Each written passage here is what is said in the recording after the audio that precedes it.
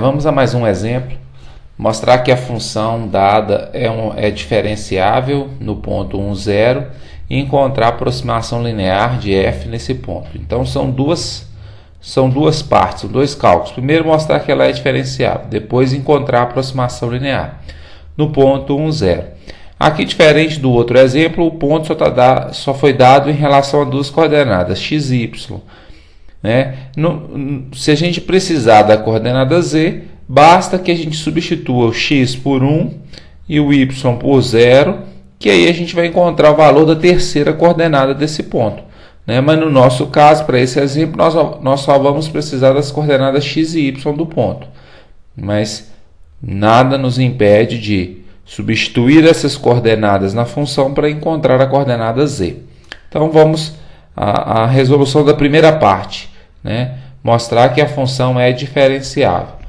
Para mostrar que a função é diferenciável no ponto, a gente tem que mostrar que as suas derivadas parciais existem nesse ponto, e que elas são contínuas nessa proximidade do ponto. Então, vamos primeiro calcular essas derivadas parciais. Derivada da função em relação a x. O x aparece nas duas partes. X vezes e elevado a xy. Como se trata de uma multiplicação que os dois termos apresentam o x, então nós temos que fazer essa derivada pela regra da multiplicação. Pela regra da multiplicação, deriva-se a primeira parte, que vai dar 1, multiplica pelo e, vai dar o próprio e. Então, deriva o primeiro, repete o segundo. Na segunda parte, a gente vai derivar esse segundo termo e repetir o primeiro. A derivada de e elevado a xy em relação a x é só derivar o expoente. Derivada de xy em relação a x dá y. Então, o y vai aparecer multiplicando aqui embaixo e o resultado seria xy elevado a xy. Então, deriva o primeiro, repete o segundo, está aqui. Deriva o segundo, repete o primeiro, está aqui. Então, essa é a nossa derivada em relação a x. Substituindo agora os valores de x e y por 1 e 0, trocando x por 1 e y por 0, vai ficar e elevado a 0. 0 vezes e vai ficar 0. E elevado a 0 é 1. 1 mais 0, 1. Então, a derivada em relação a x existe. Ela é igual a 1. E essa derivada parcial ela é uma função que é contínua. Essa função é uma função contínua. E elevado a xy mais xy. E elevado a xy é uma função contínua. Função exponencial ali contínua. Agora vamos verificar isso em relação a y.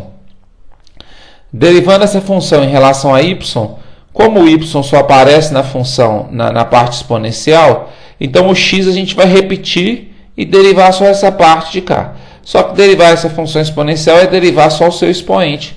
Derivada de xy em relação a y vai dar x. Então é um x que vai multiplicar esse x já existente, gerando o x ao quadrado elevado a xy. Trocando x por 1 e y por 0, a gente vai ter 1 vezes e elevado a 0, que é igual a 1.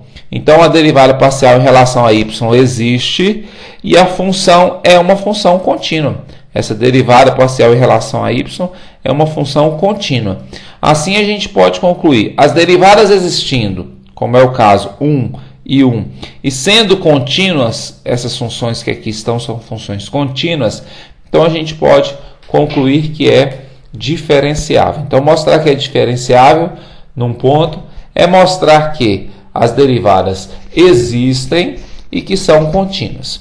Segundo passo, encontrar a aproximação linear. Como a gente pode ver na parte teórica, encontrar a aproximação linear é usar a fórmula. Então, a gente tem uma fórmula na qual a gente vai substituir os valores. Lembrando sempre, x0 e y0 são os valores do ponto. x0 é 1, y0 é 0. f de x0 e y0 é pegar a função e substituir o x por 1 e o y por 0. f de x, x0 e y0, a gente já calculou, é 1. x menos x0 é trocar x0 por 1, que é o valor de x no ponto. f de y, x0 e y0, a gente já calculou, vale 1. y menos y0 é trocar o y0 pelo valor de y no ponto, que é 0. Assim, substituindo os termos, a gente vai encontrar essa expressão e multiplicando esses termos a gente vai encontrar o x mais y.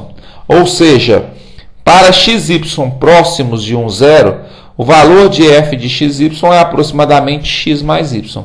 Encontrar uma aproximação linear é encontrar, no nosso caso, essa função linear, né, que apresenta valores que são próximos aos valores que a função vai encontrar no ponto 1, 0. Aproximar os valores da função, né? Aproximar os valores de z. Então, isso que é aproximação linear, é encontrar essa função que gera valores parecidos com os valores da função nos pontos próximos ao ponto trabalhado, no caso, o 1, 0.